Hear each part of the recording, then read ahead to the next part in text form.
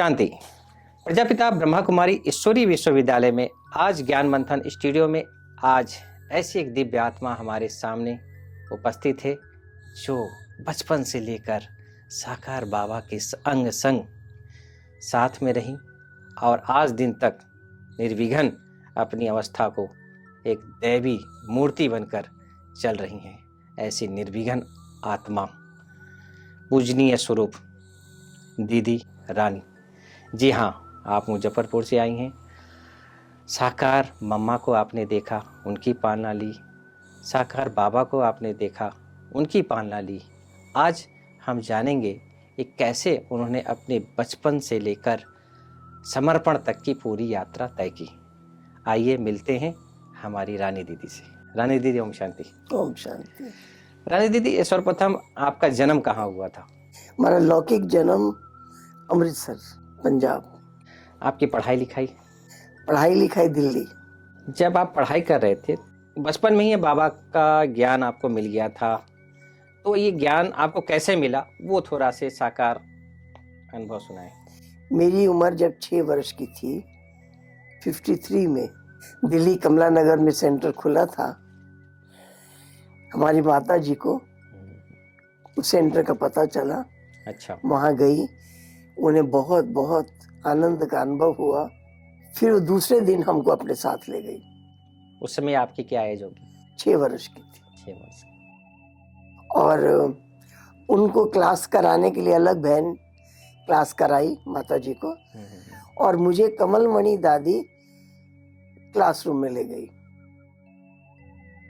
वहाँ उन्होंने एक रिकॉर्ड बजाया, गीत बजाया और गीत मुझे सुनाया। इसके बाद उन्होंने मुझे आत्मा का ज्ञान दिया। आत्मा के 7 गुण। मैं शांत स्वरूप हूँ, आनंद स्वरूप हूँ, सुख स्वरूप हूँ, प्रेम स्वरूप हूँ, ज्ञान स्वरूप हूँ, शक्ति स्वरूप हूँ, शुद्ध आत्मा हूँ। कई बार 30-40 बार रिपीट कराया। कहा याद हो गया? मैं कहा हाँ याद हो गया। कहा सुनाओ। फिर मैंने उनको सुना दिया। फिर उन्होंने मुझे गाना बजा के डांस सिखाया। फिर उन्होंने मुझे कहा कि कल फिर आना, और फिर उन्होंने कहा कि अभी से कल यहाँ आने तक ये जो 7 गुण है इसको रिपीट करती रहना, करती, 1 मिनट भी छोड़ना नहीं। तो मैंने उनके कहने के अनुसार उसको रिपीट करती रही रात्रि सोने तक, और सुबह उठकर सेंटर पहुंचने तक रिपीट करती रही। जब मैं पहुंची तो उन्होंने मुझे कहा मेरे सामने बैठो, अब यहाँ बैठकर याद करो। उनके सामने बैठकर आंख खोलकर जब मैंने इन गुणों को रिपीट किया, मुझे बहुत आनंद आया, बहुत आनंद आया। और उसके बाद से वो मुझे जो कुछ भी सिखाती रही, कविताएं सिखाई, डांस सिखाई, और हर संडे मुझे स्टेज पर लाई। मैं इतनी छोटी बच्ची थी पर मुझे घंटा 1.5 घंटा टाइम वो रोज देती थी। दीदी, पढ़ाई होने के बाद फिर आपने जीवन का निर्णय कैसे लिया कि हमें ब्रह्मा कुमारी बनना है? पहले दिल्ली में रहते थे, फिर अमृतसर में गए तो अलग एक फ्लैट लिया किराए पर। बाबा को पता चला तो बाबा ने डायरेक्शन भेजा माता जी के लिए कि सेंटर पर रहो, अलग नहीं रहो। तो सेंटर पर रहे। फिर हमारी बड़ी बहन थी, भाई थे, वो लोग सब दिल्ली चले गए। फिर मैं और मेरे से बड़ी बहन सुधा बहन, हम दोनों रहे। माता जी को भी जाना पड़ा दिल्ली, वो भी चली गई। मेरी उम्र 12 वर्ष की थी, मैं 8वीं क्लास में पढ़ती थी। उस समय से हम सेंटर पर रहे, फिर वापस घर नहीं गए। अब 8वीं क्लास में पढ़ती थी, फिर मैं 14 वर्ष की थी, मैं बैटरी का एग्जाम दिया। सेंटर पर रह के ही पढ़ने जाती थी। अच्छा। घर से कोई ऑब्जेक्शन नहीं आया? नहीं, घर से ऑब्जेक्शन था तब तो अमृतसर में आए। पिताजी दिल्ली में रहते थे। फिर हमारी माता जी भी दिल्ली चली गई, हमारे और भाई बहन भी चले गए, हम दोनों बहनें रही सेंटर। बस। उसके बाद फिर हम लोग लौट के नहीं गए। 14 वर्ष की मैं मैट्रिक का एग्जाम दिया। फिर 15 वर्ष की थी, मैं समझती हूँ 15 या 16 वर्ष की होंगी। बाबा ने मेरे से पूछा बॉम्बे देखी है? मैं कहा नहीं। जाओ बच्ची बॉम्बे घूम के आओ। अच्छा, साकार बाबा ने मुझे बाबा ने बॉम्बे भेजा। तो बॉम्बे गई तो वहाँ पर बहुत सेंटरों का चक्कर लगाई, क्योंकि बाबा ने मुरली चलाई थी। मुरली चली तो बाबा ने मुझे बुला के कहा, बच्ची आज जो मुरली चली है इसको तुम भाषण की तरह लिख कर 10 बजे बाबा के कमरे में आना। तो मैंने उसे भाषण की तरह लिखा। मैं 10 बजे बाबा के कमरे में पहुंची। बाबा ने कहा पढ़ के सुनाओ। मैंने पढ़ के सुनाया। बाबा ने कहा अच्छा लिखा है। फिर बाबा ने कहा अच्छा बोलती है। 14 साल की वरदान उम्र। दे दिया बाबा ने। पहली बार आप मधुबन कब आए थे दीदी? जब मैं 6 वर्ष की थी, 53 में, जब दिल्ली एक ही सेंटर खुला था। 1-2 दिन में नहीं चले गए थे। पहली बार आए तो 2.5 महीना रहे। लगता था कि लौटना ही नहीं है। मम्मा भी थी। मम्मा ने तो मुझे सफेद फ्रॉक पहनाया। अच्छा। मम्मा फ्रॉक पैजामा पहनती थी, अपना फ्रॉक छोटा करा के मेरे को पहनाया। 2.5 महीना कैसे बीत गए, कैसे पता ही नहीं चला। तो मैं समझता हूँ जब आप मधुबन से निकल रही उस टाइम पांडव भवन भी नहीं था, कोटा हाउस। कोटा हाउस, भरतपुर कोठी। हम कोटा हाउस में आए थे अच्छा। पहली बार, और वहाँ इतना दिन रहे। आप जो कहानी सुना रही थी कि बाबा के पास हम गए, तो फिर बाबा ने क्या कहा? हाँ, बाबा ने मुझे कहा कि तुम आज जो मुरली चली है इसको भाषण की तरह लिख कर आओ 10 बजे बाबा के कमरे में। मैं लिख कर गई। बाबा ने कहा पढ़कर सुनाओ। मैंने पढ़कर सुनाया। बाबा ने कहा अच्छा लिखा है। फिर बाबा ने कहा यहाँ रख के जाओ, बाबा पढ़ेंगे इसको। फिर दूसरे दिन फिर बाबा की मुरली चली। फिर बाबा ने बुलाया, कहा आज जो मुरली चली है इसको भाषण की तरह लिखकर 10 बजे बाबा के कमरे में आना। फिर मैं पहुंच गई 10 बजे लिखकर। फिर बाबा ने कहा पढ़ के सुनाओ। फिर बाबा ने कहा कल का और आज का दोनों इकट्ठा पढ़ के सुनाओ। फिर मैं दोनों इकट्ठा पढ़ के सुनाया। फिर बाबा ने कहा आज रात्रि क्लास में तुम ये भाषण करना, बाबा आकर सुनेंगे। मैंने पूरा आप आज्ञाकारी थी। जो बाबा ने कहा, मैंने आपको ऐसा फील हो रहा था कि बाबा माना भगवान स्वयं कर रहा है। तो उस समय साक्षात में छोटे थे आप उस समय, तो क्या शिव बाबा, ब्रह्मा बाबा के तन में शिव बाबा आप माना फील करते थे? हम तो ब्रह्मा बाबा में शिव बाबा ही देखते थे। अच्छा, दोनों को अलग देखते ही नहीं थे। एक बार दादी प्रकाश मणि दादी बॉम्बे में थी, लेटी हुई थी और आंखें बंद थी, और मेरे को बोलती हैं कि देखो मेरे सामने बाबा खड़ा है। फिर शांत हो गई, आंखें बंद थी। फिर थोड़ी देर के बाद फिर बोली सारे दिन में कोई समय ऐसा नहीं होता जब बाबा मेरे सामने ना हो। उस टाइम मैं बहुत बच्ची थी। तो मैंने पूछा कौन सा बाबा? दादी कौन सा बाबा? तो मुझे लगा दादी को मेरा प्रश्न अच्छा नहीं लगा। तो दादी ने कहा इकट्ठे हैं ना। फिर मुझे लगा इकट्ठे हैं तो याद करना बहुत आसान है। दादी कहती है सारे दिन में कोई समय ऐसा नहीं होता जब बाबा मेरे सामने ना हो। अगर बाबा को साकार में देखना है कि दोनों इकट्ठे हैं, तो मैं भी देख सकती हूँ। मैंने देखना शुरू कर दिया। उसी टाइम से हर टाइम बाबा को देख रही हूँ, हर टाइम बाबा को देख रही हूँ, हर टाइम बाबा को देख रही हूँ। दोनों सामने हैं, अलग अलग देखना ही नहीं है, इकट्ठा ही देखना है। वही अभ्यास हो गया। बाबा के साथ स्वर संबंधों का अनुभव भी आप करती थी कि बाबा ही से पिता ही था, कोई सखा, बंधु, सहेली? वो तो बाबा साथ बिठाते, साथ खिलाते। बाबा ने, मुझे याद आता है 15 दिन मैं आबू में थी, रोज दोपहर को मेरा बुलावा आता था कि बाबा के साथ आपको भोजन करना है। अच्छा। आज बुलावा आया, कल फिर आया, परसों फिर आया। 15 दिन बस टेबल पर मैं और बाबा। पर्सनली बाबा के साथ? हाँ, और जब भोजन करना शुरू करूं तो पहले मैं कहती बाबा पहले मैं आपको खिलाऊं। अच्छा। हाँ बच्ची भले खिलाओ। तो बस मैं बाबा के मुख में डालती, फिर बाबा मुझे खिलाते। फिर जो बच्चियां खाना खिला रही होती फिर बाबा उनको भी खिलाते। कभी कभी बाबा पहले मुझे खिलाते, फिर मैं बाबा को खिलाती। समझा? इस तरीके से ऐसे अनेक प्रकार के मौके मिलते रहे। फिर आपको बाबा ने कब ऐसे सेंटर पे आपको स्थापित किया कि आप जाओ सेंटर संभालो? बाबा ने एक बार मेरे से पूछा बच्ची बॉम्बे देखी है? मैं कहा नहीं। जाओ बॉम्बे घूम कर आओ। बॉम्बे भेजा। बॉम्बे जब 20-25 दिन बीत गए, बाबा का पत्र आया। बाबा को समाचार जाता होगा, कहाँ जाती है, क्लास कराती है, क्या कराती है, कैसा कराती है, समाचार जाता होगा बाबा को। बाबा ने कहा बच्ची बॉम्बे में रह के सेवा करो। तो दादी ने मुझे ट्रेन का पास बनवा दिया। बॉम्बे से 1 घंटा दूर ट्रेन से जाकर वहाँ क्लास कराना, फिर 1 घंटा ट्रेन में आना, फिर बस से सेंटर पर आना। मैं रोज आने लगी। मुझे ये फील ही नहीं होता था कि मैं अकेली जाती हूँ, और पूरा टाइम बाबा से बातें करती थी। मुझे लगता था मैं बाबा से बातें करना बंद करूंगी ना तो चला जाएगा, जाने नहीं देना है। बाबा मेरे बाजू में बैठा है, मैं उनसे बातें कर रही हूँ पूरी यात्रा के दौरान। और वहां जाके जब स्टेज पे बैठती तो मैं पहले बाबा को कह देती, मैं जाके स्टेज पे बैठ जाऊंगी, क्लास आपको करानी है, मैं नहीं कराऊंगी क्लास। तो इस तरीके से बड़े अच्छे अच्छे अनुभव होते रहे, जी। बाबा के साथ के अनुभव होते रहे। वाकई उसके बाद बॉम्बे का क्लाइमेट सूट नहीं किया, मुझे दमा हो गया। बाबा का आना हुआ बॉम्बे में, बाबा को पता पड़ा कि डॉक्टर कहते हैं यहाँ ठीक नहीं होगी, यहाँ समुद्र का क्लाइमेट है, यहाँ ये ठीक नहीं होगी। तो बाबा ने फिर मुझे ईस्टर्न जोन में भेजा, बोला बच्ची ईस्टर्न जोन में जाओ, ठीक हो जाएगा।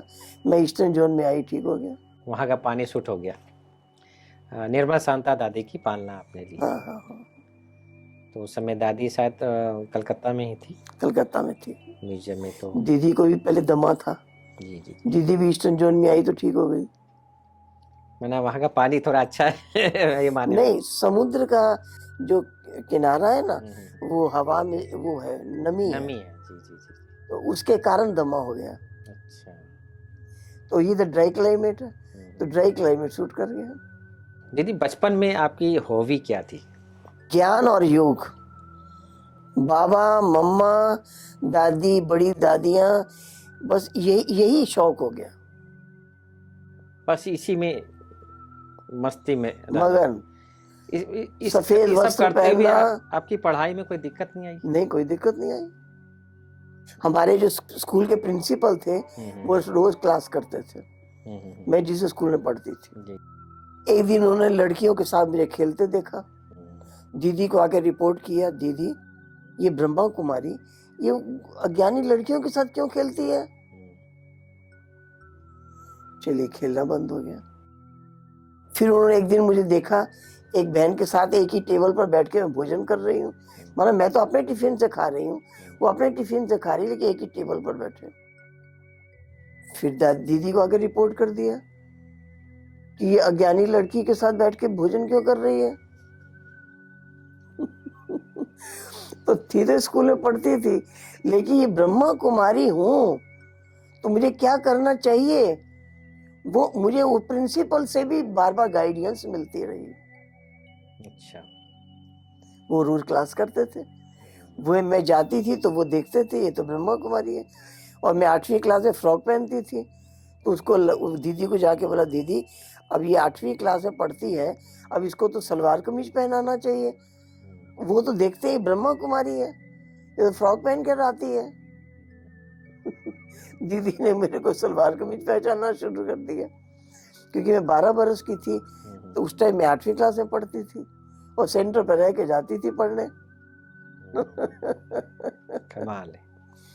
तो आपको ऐसा नहीं लगा कि बाहर की दुनिया क्या है, बाहर की दुनिया मना बहास ना? कोई आकर्षण नहीं, कोई नहीं। बचपन से ही जो आकर्षण था बाबा में, मम्मा में, बहुत मन आकर्षित, बाबा के हैं, बाबा के हो के रहेंगे, और फील्ड में बाबा को कभी नहीं छोड़ना है।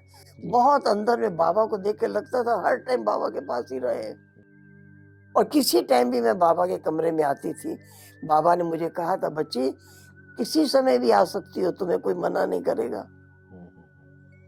मैं किसी टाइम भी बाबा के कमरे, बाबा रात को बेड पर सो गए हैं, उसके बाद भी मैं पहुंच जाती थी। दीदी जब बाबा चले गए उस समय की आपकी क्या फीलिंग थी? उस टाइम मुझे किसी ने आके ऐसा सुनाया, मुझे लगा मेरे अंदर से कुछ निकल गया है। ऐसे मेरे अपनी लाइफ में कभी आंसू नहीं बहाए हैं, लेकिन तब मुझे बहुत आंसू आए। लगा जैसे मेरे अंदर से कुछ निकल गया, अंदर अंदर जैसे खाली हो गया है, ऐसा फील हुआ। उसको आपने कैसे? बस एक बार जो आया ऐसा, क्योंकि ऐसे रोने की आदत तो थी नहीं, कई बच्चों को होती है ना, छोटी छोटी बातों पर रोते हो। जी जी। लाइफ में कब आंख से आंसू आया वो 1-2 दिन याद है बस। तो सेंटर पे दीदी, आपने बोला सेंटर पे आप कहाँ, मुजफ्फरनगर में कैसे पहुंची आप? बस बॉम्बे का जब क्लाइमेट सूट नहीं किया, हम्म, बाबा को पता लगा, तो बाबा ने ईस्टर्न जोन में भेजा। तो ईस्टर्न जोन में जब आए तो दीदी ने मुजफ्फरपुर भेजा। दीदी सेवा के दौरान में कोई ऐसी अंदर में आपके, जैसे सेवाएं विस्तार को होती है तो थोड़ा तू मैं होता है, विघन थोड़ा बहुत कुछ पड़ते, तो वो विघन एक तरफ है, आपकी स्थिति अपनी है, तो आप उस विघन को किस प्रकार से देखती हो? कोई विघन आया ही नहीं, कभी किसी से तू मैं हुई ही नहीं, आपकी नहीं दीदी, औरों की भी नहीं हुई। सामने औरों से। ने, किसी ने हमारे साथ ऐसा किया ही नहीं। अच्छा, पहले से ही आपने वो बना के रखा कि एक ही ट्रेनिंग थी, जी जी। हर एक का सम्मान करो। मेरा काम है हर एक का रिगार्ड करना, हर एक का सम्मान करना, हर एक के गुण गाना। किसी ने आज तक किया ही नहीं हमारे साथ ऐसा। बहुत सारी बहनें आपके पास आती हैं, समस्या लेकर आती हैं, उस समस्याओं को समाधान आप कैसे करती हैं? किस भावना के आधार पर? उनको समझा देते हैं आपका कर्तव्य क्या है, दूसरा कैसा भी हो, आपका काम क्या है वो करो। हाँ, हो सकता है हम दूसरे को ना बदल सके, अपने को तो बदल सकते हैं। हम तो अच्छा व्यवहार कर सकते हैं, हम तो मीठा बोल सकते हैं। हरे को यही पाठ पढ़ाते हैं कि दूसरे को ना देखो वो क्या कर रहा है, आप मीठा बोलो, आप रिगार्ड करो। 70 साल की यात्रा में कोई ऐसे विघन आपको नहीं आए और सदा ही स्मूथ रीति से चलते आए? जब मैं मुजफ्फरपुर में गई थी जी जी। तो मुझे जो बहन पहले संभालती थी उसने कहा कि यहाँ तो हाथ में रुपया ही नहीं आता है, मेरे पास तो केवल 100 रुपया है, उसने हमको दे दिया था। और हमको जरा चिंतन भी नहीं चला कि इनके हाथ में रुपया नहीं आता है तो मेरे हाथ में भी नहीं आएगा। हम जब जाकर के बैठे तो हमको तो कभी कमी रही ही नहीं, और अपने को देखते हैं कमी है ही नहीं। मैं धीरज का फल मीठा होता है। हर काम लगता ही है बाबा कर रहा है, मैं थोड़ी कर रही हूँ, बाबा कर रहा है। जब हम बाबा को सुपुर्द कर देते हैं तो वो बाबा करा देता है। अगर यहाँ मैंपन आता है तो वहाँ थोड़ा विघन आते हैं। आपका कभी आया ही नहीं मैंपन, क्योंकि आप पहले से ही सुपुर्द, बचपन से ही आप। हम उस मकान में किराए पर थे, फिर मकान मालिक आ गया कि इसको बेचना है। उसके फादर नहीं थे, वो लड़का था, बोला बहन की शादी करनी है, इसको बेचना है। तो मैंने कहा ठीक है हम खरीद लेंगे।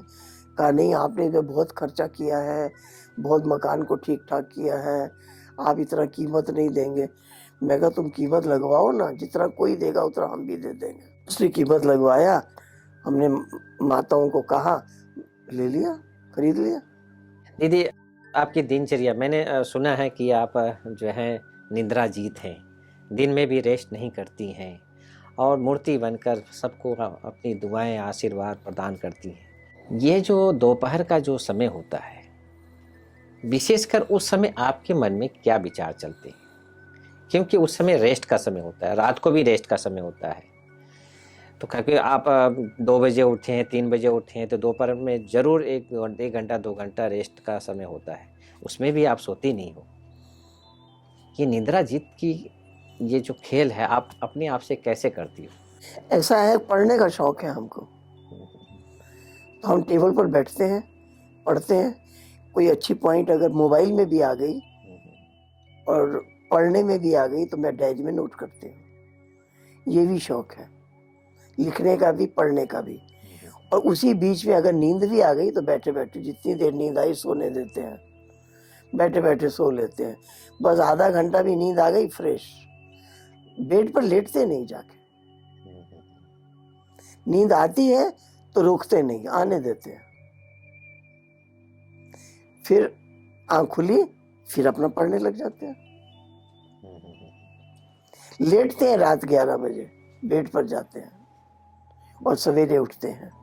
बाकी दिन में नहीं जाके लेटते हैं। दीदी, मम्मा पापा की आपने पालना ली, तो हमने सुना है कि आपने कविता मम्मा को पापा को सुनाई। ये कहाँ से कविता कहाँ से आई, कैसे आपने? बहुत मास्टर थे हमारे कविता लिखने वाले, बहुत लिख लिख के देते थे। स्वरचित? स्वरचित कोई कोई कविता नहीं मेरे पास, और लोग लिख के देते थे। ओ। लेकिन एक शर्त, कागज लेके सुनाने नहीं देंगे, पहले याद कर लो।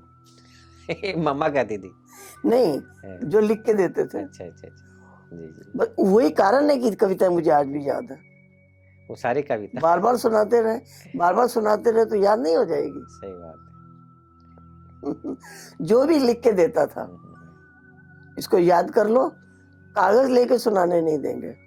तो साकार में जो आपने कविता याद की, थोड़ा एक कविता आप भी सुना दीजिए। मम्मा आई थी अमृतसर में, मैंने कविता सुनाई थी मम्मा को। मम्मा, दिल में हमने ठान लिया है, सतयुग हम ही बना देंगे। नन्हे मुन्ने बच्चे मिलकर कलयुग को पलटा देंगे। मम्मा, लाल तेरे हम सारे हैं और मरने को तैयार खड़े। विकारों से जंग हमारी, लड़ने को तैयार खड़े। सेना हम, सेनानी आप हो, घबराने का काम नहीं। हम हैं बच्चे छोटे छोटे, लोक लाज का नाम नहीं। थक जाएं भल गोप गोपियां, ग्वाले वीर सियाने हैं। जिसने आना आए सामने, सीने हमने ताने हैं। कल्प कल्प का पाठ पुराना, फिर से वही बजाना है। कल्प पूर्व की नई दुनिया को फिर से हमने लाना है। एक एक गुण धारण करके मम्मा के गले में आएंगे। 108 की माला हमारी, विजयी वत्स कहलाएंगे। देश विदेश में चल निकलेंगे, झंडा यही फहरा देंगे। मान ना मान ये मर्जी उनकी, हम पैगाम सुना देंगे। वाह वाह, क्या बात है। कमाल है, बहुत सुंदर बहुत सुंदर। मैं समझता हूँ दिल की जिन्होंने भी कविता लिखी होगी, बहुत दिल के अंदर से उद्गार उनके मम्मा के प्रति उन्होंने व्यक्त किया है। और आने वाले समय में मैं समझता हूँ ये कविता बहुत ही दिल को छूने वाली कविता है, और उसी पथ पर आप चल रही हैं। और दीदी, एक चीज़ हम जानकारी प्राप्त करना चाहेंगे कि आपके जो कारोबार है, कारोबार और अपना जो स्थिति है, इसका बैलेंस आप कैसे रखती हैं? मतलब सेवा और स्व स्थिति का। लगता ही नहीं कि हम कारोबार चला रहे हैं। जो दिनचर्या बनी हुई है, जो हर एक की, सब अपने अपने ढंग से ठीक चलते हैं। हमें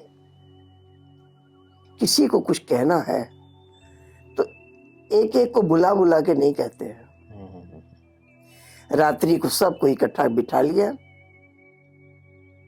और थोड़ा रिवाइज करा दिया, बस। इससे ज्यादा नहीं बोलते हैं किसी को कुछ भी। और मैं देखती हूँ कोई भूल भी नहीं करते हैं, सब अपनी अपनी ड्यूटी अच्छा से संभालते हैं, अपनी अपनी कारोबार अच्छा से संभालते हैं। इसलिए हमें किसी की भी कोई कंप्लेन नहीं। हमने मम्मा को देखा, शुरू शुरू जब कोटा हाउस में थे, रात्रि को क्लास होती थी, मम्मा आती थी।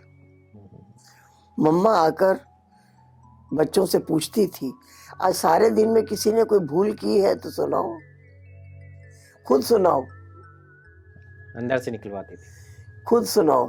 तो कोई कहता था इसने कहा, मैंने नहीं माना, या ये छोटी छोटी भूलें। उसके बाद मम्मा दूसरा प्रश्न पूछती थी, किसी ने भूल की है और नहीं सुनाई है, और कोई ने भूल करते देखा है, अब वो सुनाओ। उसके बाद कोई ऐसा निकल आता, वो सुनाता, समझा? बस।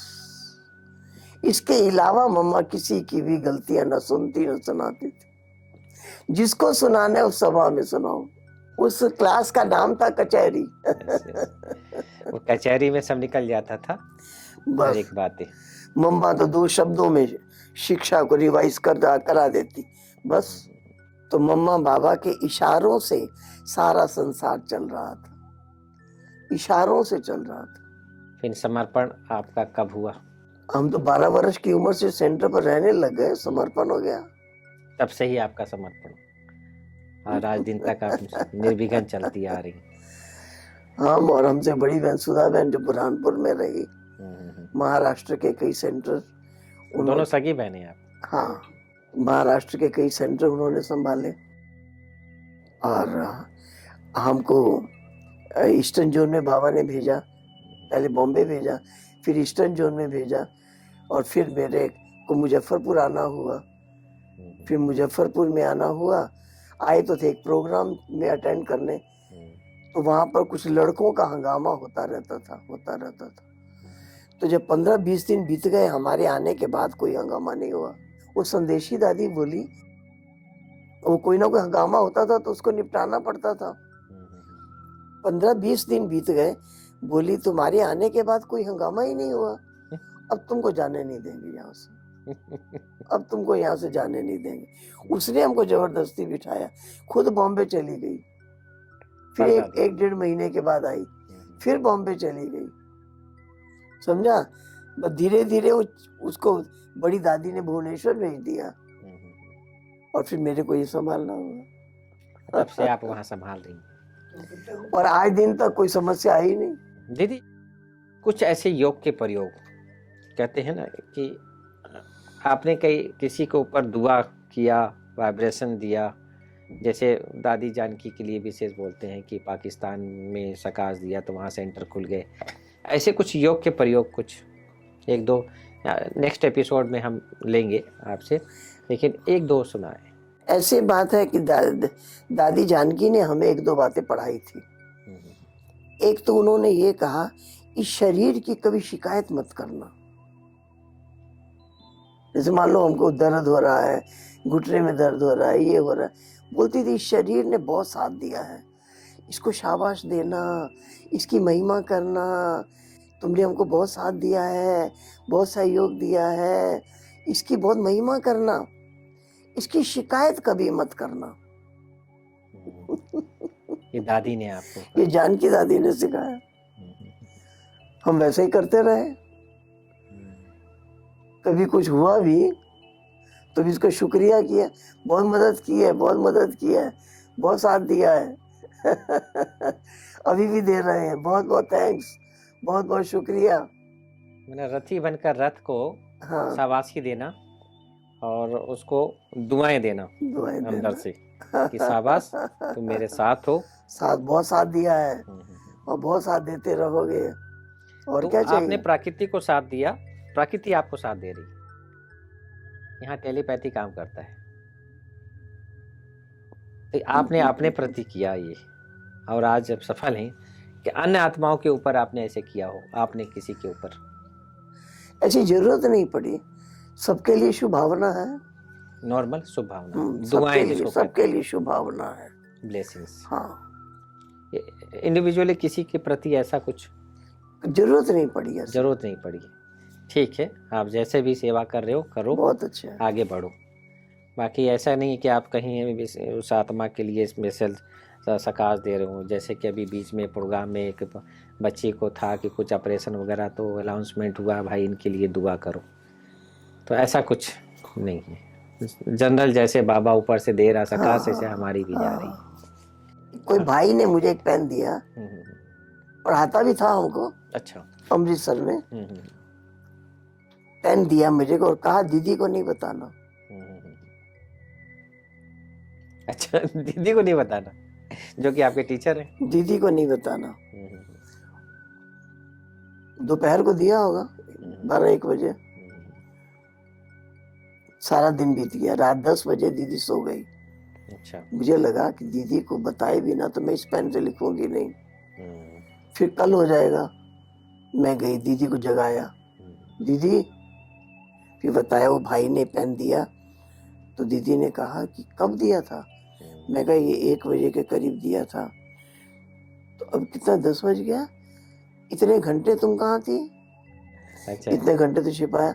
मैंने कहा वो भाई ने बोला था दीदी को नहीं बताना।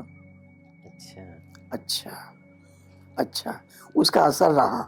मैं कहा हाँ उसका असर रहा, इतने घंटे जो नहीं बताया। दीदी ने एक काम मुझे दिया, कहा तुम उस भाई को बताना कि पेन मैंने दीदी को दे दिया है, और ये भी बता दिया है कि तुमने कहा था कि दीदी को नहीं बताना। अच्छा। ये तुम उसको जरूर सुना देना। अच्छा। समझा? जी जी वो तुमको पढ़ाता था। जी। 1-2 दिन के बाद उसने पूछा, रानी पेन कहाँ है? मैंने कहा पेन पेन मैंने दीदी को दे दिया। दीदी को दे दिया? मैंने कहा हाँ, और दीदी को बता दिया कि आपने कहा था दीदी को नहीं देना। ये भी बता दिया। मैंने कहा, हाँ, ये भी, तो दीदी ने कहा था ये जरूर बताना, तो फिर मेरे को बताना ही पड़ा। जी जी। फिर मैं दीदी को बता दिया, दीदी आज मैंने सुना दिया उसको। बस उसके बाद फिर वो कुछ नहीं बोला। तो समझ गया कि ये तो स्पष्टवादी है। मतलब इसको जो कहेंगे वो दीदी को सुनाएगी जाकर। सही बात है, जिसकी पालना में पल रहे हैं तो उसके साथ हम स्पष्ट रहें, मन में किसी प्रकार का अंदर में दुविधा द्वंद्व न रखें। जो जो हमारी दीदियों ने हमको पढ़ाया वो हम पढ़े, इसीलिए हम निर्विघ्न रहे। हमारे सामने कभी कोई समस्या, कोई विघ्न नहीं आया, जैसे कहा वैसे किया, कुछ अपना मिक्स नहीं किया उसमें। और मैं समझता हूँ कि वही पालना है जो आप इतना निश्चिंत होकर हर कारोबार को आप चला रहे हैं। हाँ। दीदी, आप साकार बाबा से पहली बार जब आप मिले तो ये कविता आपने, मैंने सुना कि आपने सुनाई है, तो वो क्या कविता थी? सुनना चाहिए। मुझे कमलमणि ने सिखा दिया था, बाबा से मिलना तो बाबा को कविता सुनाना। अच्छा। तो कविता मैंने सुनाई, सुन लो जी सुन लो मेरी छोटी सी कहानी, गुड़ियों का खेल खेलते बचपन था बिताया, उस भोलेपन में जाना ना था अपना पराया, इतने में ब्रह्मा राही इन आंखों में समाया, धीरे से उसने कान में ओम गीत सुनाया, ओम गीत ने मुझको बनाया है दीवानी, बनाया है दीवानी। मैंने कहा अनजान से ले चल तू मुझे घर, उसने कहा घर कहाँ मेरा, मैं खुद हूँ मुसाफिर। मैंने कहा अब छोड़ के जाओगे तुम किधर, जिधर था वो चल दिया मैं भी उधर चली, कांटों से भरा रास्ता और तंग थी गली, जब रास्ता तय हो चुका दुनिया नहीं मिली, फिर फूल बनकर खिल उठी ये मेरी जिंदगानी, सुन लो जी सुन लो मेरी छोटी सी कहानी। छोटी सी कहानी, क्या बात है। कमलमणि दादी ने ये कविता आपको दी? हाँ, और एक बार की बात है, मनमोहिनी दीदी दिल्ली में रहती थी, बड़ी दीदी। एक बार मैं दीदी से जाके, पहले दीदी से मिलती थी फिर क्लास में जाती थी, अच्छा। फिर जाने के टाइम फिर दीदी से मिलती थी। मैं जब दीदी से मिली तो मेरे मुंह में टॉफी थी। अच्छा। मैं टॉफी खा रही थी। अच्छा। बहुत छोटी थी मैं तो। दीदी ने पूछा क्या खा रही हो, मैं कहा टॉफी खा रही हूँ। ब्रह्मा कुमारी तो टॉफी नहीं खाती है। फिर दीदी ने पूछा स्कूल जाती हो कितना पैसा मिलता है स्कूल खर्च के लिए। मैंने कहा कि दादी भी देती है, दादाजी भी देते हैं, पिताजी भी देते हैं। अच्छा, सब पैसा देते हैं, थोड़ा फल वल लेके खा लेना। जी जी जी। भोजन करेंगी उस टाइम थोड़ा फल के साथ खाना। बोला अच्छा अच्छा ठीक है, मैं आज मट्टी की गुल्लक मंगाती हूँ, जो पैसा मिले उसमें डालना, और मैं तुमको रोज टोली खिलाऊंगी। दीदी ने कहा मैं तुझे रोज टोली खिलाऊंगी। अच्छा। घर में मैंने जाके सबको सुना दिया, सब मुझे ज्यादा पैसा देने लगे। अच्छा, वो गुल्लक में डालने के लिए ज्यादा नहीं देते थे कि आलतू फालतू चीज खाएगी। सही बात। ऐसे तो थोड़ा फल लेंगे, वो चाट बना देता फल की और भोजन के साथ खा लेते थे। फिर मैं रोज जाकर के उसमें डाल देती। तो जब पहली बार मधुबन गई वो गोलक भर गई थी, अच्छा। तो दीदी ने मुझे वो गोलक दी। जब बाबा से मिलना तो बाबा को हाथ में देना।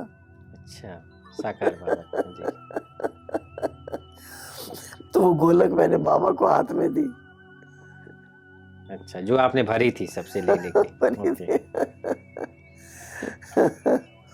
तो ये छोटेपन की शिक्षाएं हैं। इधर उधर वेस्ट नहीं किया, दीदी ने एक नई रास्ता दिखाया, भाई इकट्ठा करो, सेविंग करो, और वो जो है आज बहुत बड़ी सेवा हो रही है। वो बूंद बूंद से तालाब भर गया, और आज कहाँ से कहाँ। और उस टाइम से लेकर बाजार की गोली टॉफी ये सब उस टाइम से लेके देखो बंद किया। गोली की जगह में टोली मिलती थी। और दीदी रोज टोली खिलाती। ये बहुत बड़ी मैं समझता हूँ कि बचपन से ही आपको बड़ों का साथ, दादियों का साथ, मम्मा का साथ। मनमोहिनी दीदी ने बहुत बहुत प्यार किया, बहुत। कभी ऐसा नहीं होता था हम सीढ़ी चढ़ते पहले दीदी से ना मिले और फिर जाते ना मिले। अच्छा। उतरते ही पहले दीदी से मिलना है, फिर लौटते भी दीदी से मिलना है। सम्मान एक प्रकार से, तो बड़ों का सम्मान आप सदा करते हुए आगे बढ़ी हैं। और सबसे बड़ी चीज़, एक चीज़ आपने बताई कि हम अपने शरीर का भी सम्मान करना सीखें, जो प्रकृति है। तो ये निर्विघ्न आगे चलती रहेगी और प्रकृति का प्रभाव हमारे ऊपर नहीं पड़ेगा। नहीं पड़ेगा। ये बहुत शाबाश देना, शाबाशी देना। ये जानकी दादी ने सिखाया, शरीर को शाबाश देना। दीदी, आपको देखते मुझे एक चीज़ की याद आती है। हाँ। और वह है जीवन मुक्त अवस्था, कि हर समय प्रेजेंट में रहना, बाबा के साथ रहना और हर पल खुशी में व्यतीत करना।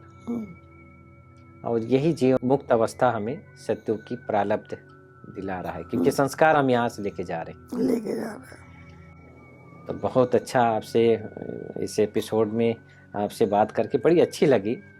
और पूरी यात्रा मैं समझता हूँ बहुत स्मूथ रीति से, बचपन से और समर्पण तक का। मैं समझता हूँ कि समर्पण तो बचपन में ही हो गया था, तो समर्पण का तो कोई रहस्य नहीं। लेकिन नेक्स्ट एपिसोड में हम चाहेंगे कि कुछ ऐसे अनुभव युक्त बातें जो आज की पीढ़ी को ड्रामा और बाबा, अभी हमारे सामने अव्यक्त बाप दादा का पाठ भी नहीं है, ऐसे समय पर कई ब्राह्मण आत्माओं के निश्चय का फाउंडेशन जो 76 में हुआ, 2000 में हुआ, वो इस समय कई हो रहे हैं। तो उसके ऊपर हम नेक्स्ट एपिसोड में आपसे चर्चा करेंगे। दोस्तों, आज हमने देखा कि कैसे हमारी रानी दीदी ने बचपन से लेकर आज 70 साल की यात्रा, जी हाँ 70 साल, अलौकिक यात्रा कहेंगे, क्योंकि बचपन भी इनका अलौकिक यात्रा में ही व्यतीत हुआ। मात्र 6 साल की उम्र में गुलजार दादी आई थी 9 साल की उम्र में, लेकिन रानी दीदी 6 साल की उम्र में ही आप आध्यात्मिकता की सीढ़ी पर चढ़ती गई और आज निर्विघ्न, निश्चिंत, निर्मल होते हुए अपनी यात्रा तय कर रही हैं। इस एपिसोड से हमें ज़रूर कुछ न कुछ प्रेरणा लेनी चाहिए, ताकि अपने जीवन में भी हम निर्विघ्न बने और अपनी यात्रा को सफल बनाएं। फिर अगले एपिसोड में एक नए सब्जेक्ट के साथ, एक नई दिव्य आत्मा के साथ, तक के लिए ओम शांति। दीदी ओम शांति।